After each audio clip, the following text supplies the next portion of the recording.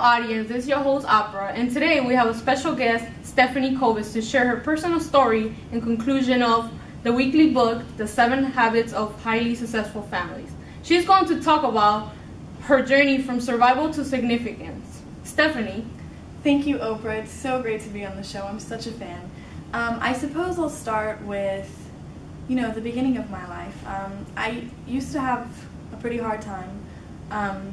When I was 19, I was already divorced with a child, and wow. it was really tough for us. I wanted him to have, the best life possible, and there was times where we didn't even have any food, so, I would give him what food we had, and then, there was a period where I wasn't eating very much, and eventually, I had lost a lot of weight.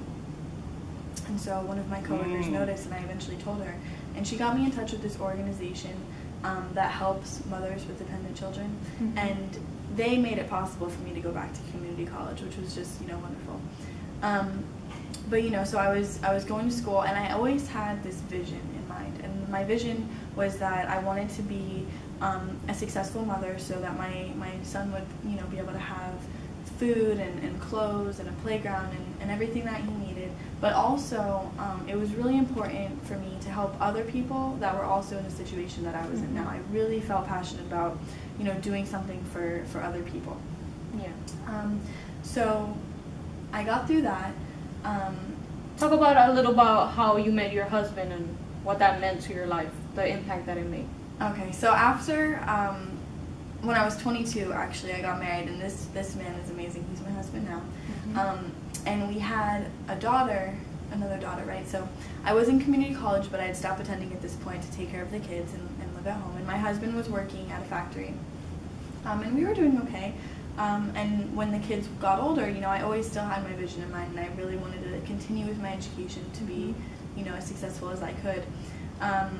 So the kids were in school at this point, and my husband was taking care of them like the mom. And I went to school. I got my bachelor's and then my master's also, and it was doing pretty well. And then my husband ended up losing his factory job, the recession. Yeah.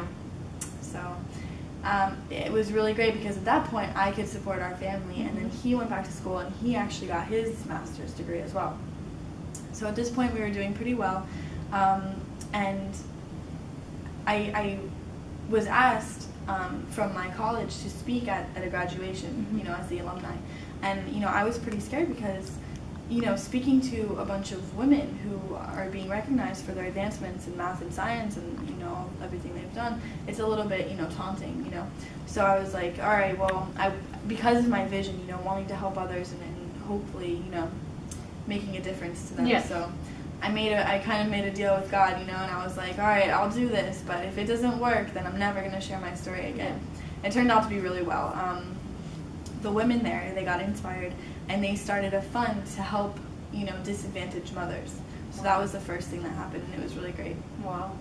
And did that make an impact in your life, like in your marriage and your family, with your children? I felt really good about it. Felt like I was working towards my vision, but I wasn't entirely completed with that. That wasn't all that I wanted to do. It's still, I wanted to fulfill it more than that. And how did you accomplish, fulfilling that need that you had to make yourself complete? I was asked to talk at a few more, different seminars and such, and other women also started, they had the idea to start another fund that would help, other people in situations. So yes, I heard about your scholarships that you have. The scholarships, right.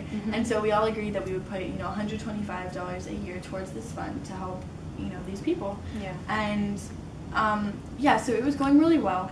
And, me and my husband were both working now, and we were at a good point in our life. We were pretty successful. And my husband was actually working as a counselor at a school.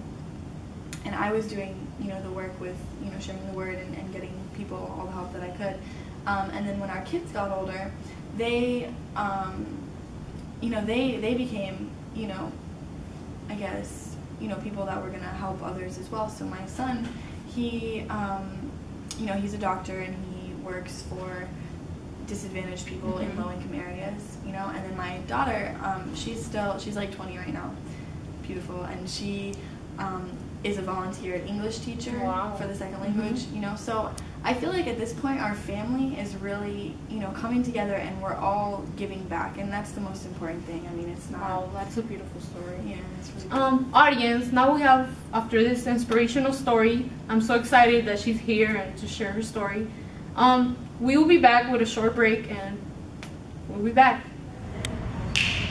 Do you go to our college? Do you have a 3.5 GPA and 12 college credits? Then you should join Robert Bob Elmer Institute.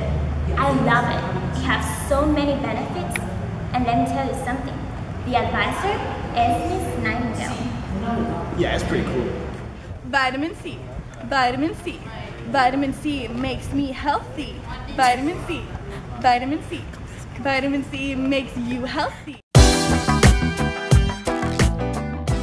Welcome back to the Oprah Show. Now, before we hand out the brand new convertible jets, flat screens, and 4-day vacation packages for everyone, Stephanie's going to talk about what you can do to make a difference. Stephanie. Thank you, Oprah. I just wanted to let you know that no matter how successful your family is, it's never going to reach the optimum level without giving back to the community. You would not even imagine the joy it feels to see you helping other people and their families and really making a difference. Think about that. Well, this is the end of the show. See you tomorrow, everyone.